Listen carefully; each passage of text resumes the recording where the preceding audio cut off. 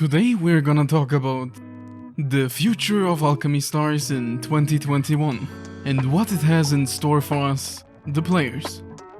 Like many of you already might know, last week the Tokyo Gameshow took place, and Tencent, who's the publisher of Alchemy Stars, also had some really interesting news to share. Besides some statistics and popularity rankings, we did get 4 big pieces of news, including things like a roadmap for upcoming events and a sneak peek at future new Aurorians.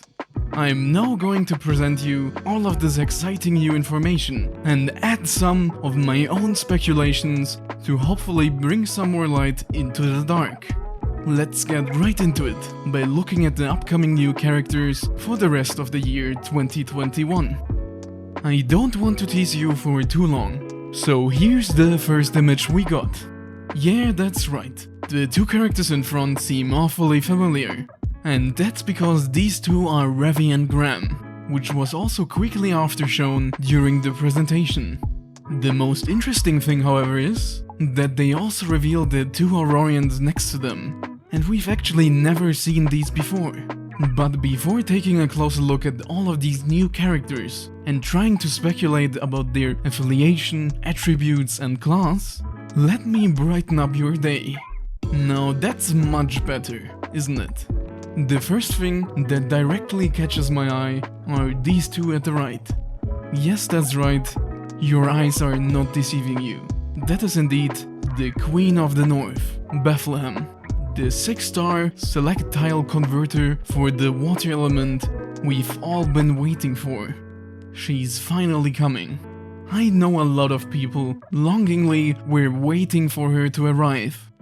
The other girl below her is also quite familiar, as this is generic Illumina Soldier NPC number 2 from the event story of the currently running Dune Firestrike event, aka Cordy. No idea why she's releasing so soon, while we don't even have actually main story relevant characters, like Sheol. I guess there were 2 big reasons that made players all around the globe very excited for her. Regarding her class and element, I'm pretty clueless for now. I would just guess that she's probably some kind of fire or thunder support. Rarity-wise, I'm pretty sure that she isn't important enough to warrant a 6-star rating, so that's why I'm convinced that she's going to be just a 5-star. Now let's get back to the 2 girls I drew your attention to initially. The one on the right very clearly looks like a... yes, that's right, a fire teleporter. Sorry, I just kinda snapped there for a second. She should very clearly be a forest character. If I would have to be more specific, I would say that she's very likely to be some kind of support healer type character, as this is what first comes to mind when I see a harp-playing girl on a deer. She's very likely to either be affiliated to Lumopolis based on her clothes, or maybe to the Independent Courier Union. The girl on the right is almost certainly a True Order member, as you could easily mistake her for Pact's long-lost stepsister. Attribute-wise, I'm once again thinking of Forest, as it does seem like she has some thorny theme going on. For her class, I'm set on a DPS class, as she does look ready to throw herself into, battle? The most likely out of these 2 choices is probably Sniper, as we just recently had a True Order Forest Detonator in Beryl.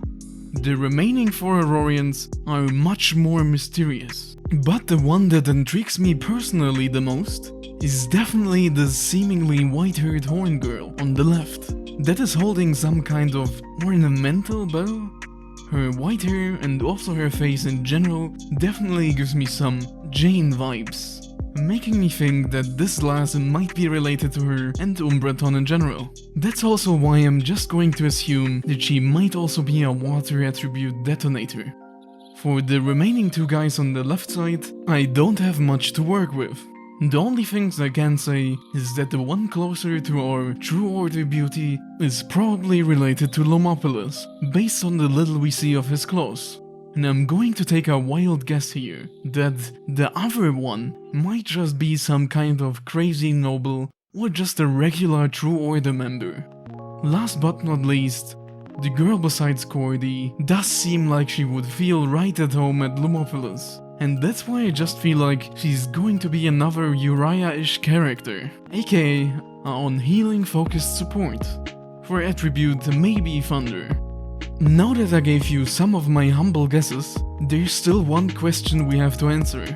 When are all of these characters going to be released? To get a full picture, we need to first puzzle all our pieces together, which means we first need to take a look at our future events and their names and themes to get some more ideas about which Aurorian would fit which event banner.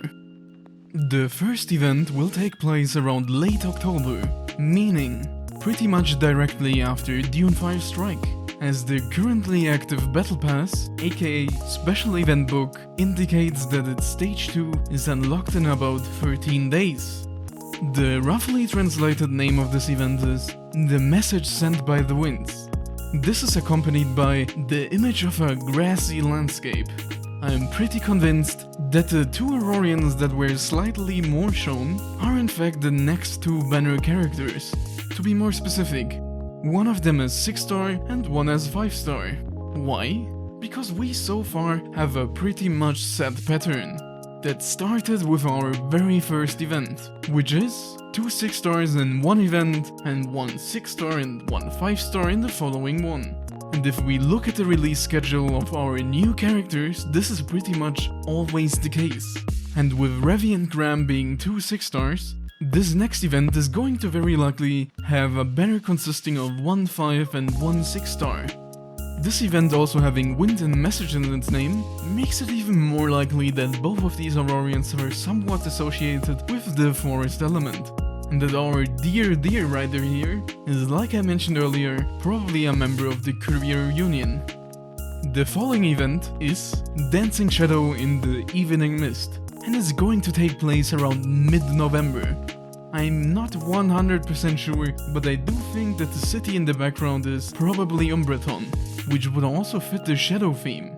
This also makes it very likely for our twin horn shorty to be one of the 2 6-stars.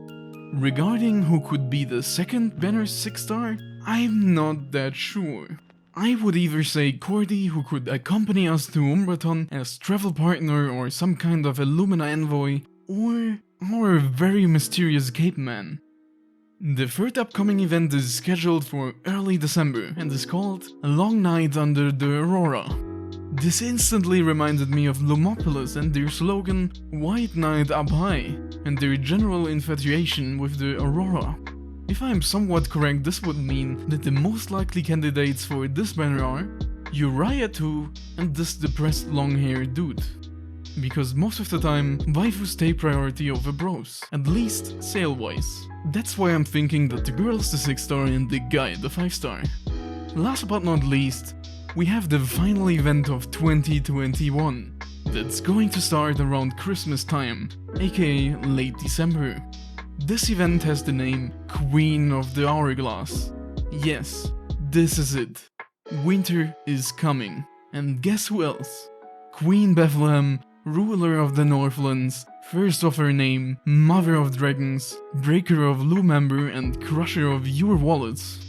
I'm 100% sure that this event not only is Northlands focused, but also finally introduces their long-awaited leader, Bethlehem, into the game. The only question regarding her banner is, according to our established pattern, we would need to have 2 6-star banners, meaning one more banner alongside hers. While I do think that she definitely is special enough to warrant breaking it, especially because her banner is very likely to be around the time of Alchemy Stars' half anniversary, which is honestly very fitting, there are still the remaining teased Aurorians. There might be the possibility that Cordy or Cape Man is the 5-star on her banner, or just a second 6-star, or that we just have another 5-star on one of the other double 6-star events. Now that we're finally done with this, let's get into the last chunks of new information we have. Another thing that was teased at the TGS is that Chapter 10 is going to release a lot sooner than we thought. In fact, it is scheduled to take place during November, making it likely that the in early November releasing event is going to end up being rather short. Alongside this announcement, we also got some nice sneak peek scenes, and also the reveal of the next 6 big Eclipse-side bosses we're going to have to face during our journey in the main story. The last bit of information we got is actually quite surprising, as it is the very short mention of possible collabs coming soon TM to Alchemy Stars. And while this is definitely still far away, and I don't think we're going to see some collabs anytime soon, it is really exciting to even think about all the possibilities. And that was all the news we got during the Tokyo Gameshow 2021. About what news are you the most excited about? Which game would you like to see a collab with? And what upcoming Aurorian are you the most hyped about? If you disagree with anything or just have something to share, just comment down below. And don't forget to like and subscribe if you enjoyed the video. That was all from me, have a nice day, and see you next time.